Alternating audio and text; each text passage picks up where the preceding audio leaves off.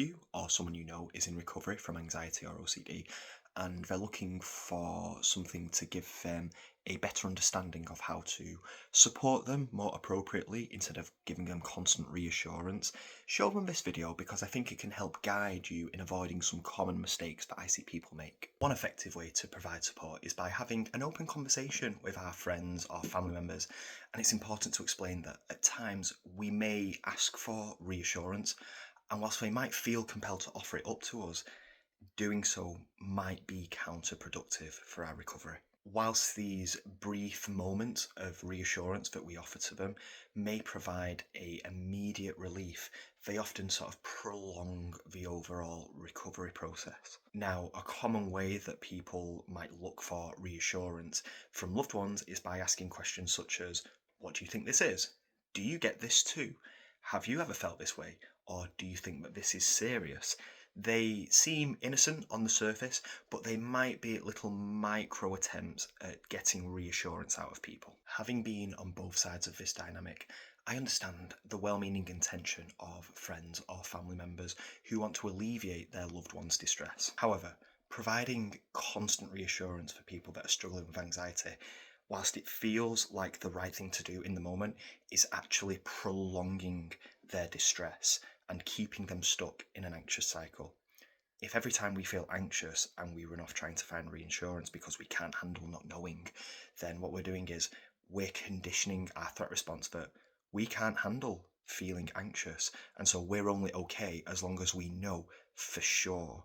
And actually what we need to do is show our brain that we're okay at not knowing. It's definitely worth discussing with your loved ones how they can be more mindful about avoiding reassurance driven responses moving forward, and that will actually aid you both in the long term. Now, having been on both sides of this, I know just how difficult it is. We want to look after our loved ones, those that we care about.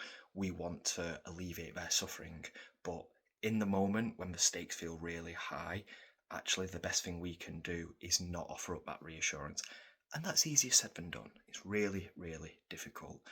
But there are a few phrases that I found actually quite helpful that I could lean on in those difficult moments. You could try saying, "Look, I understand how much you want me to answer that question, and I know that right now this feels really urgent and important, but our goal is to help you break this cycle of reassurance seeking. I know that it's challenging, but we're working on accepting and leaning into the uncertainty. I believe in your ability to handle not knowing the answer right now. So let's find a more productive way to refocus your attention." After this, your loved ones don't just need to, leave you to deal with it on your own.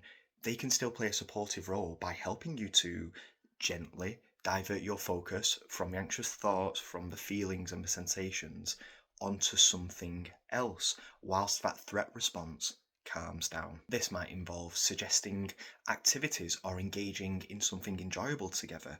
Think about what it is that you value and try and lean into that rather than the reassurance seeking and the immediacy. Ideally, you would choose something that non-anxious you would like to do to help redirect that attention whilst you're getting better at tolerating the uncertainty. Now, I hope that you found this video helpful, and remember that I know it feels really, really difficult in that moment because we care for these people, and to see them struggling is incredibly difficult, both for them and for us as well.